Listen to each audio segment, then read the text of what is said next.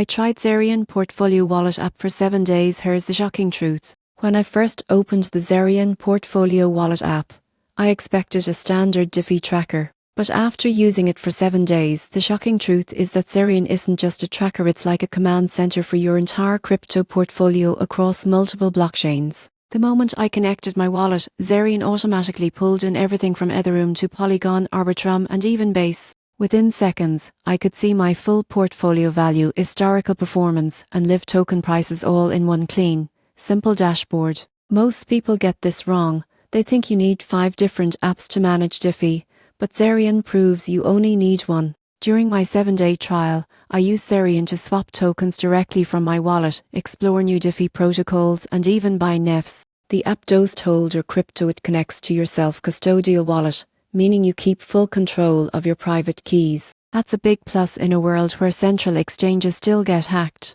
One feature that stood out to me was Zerion's Smart Feed.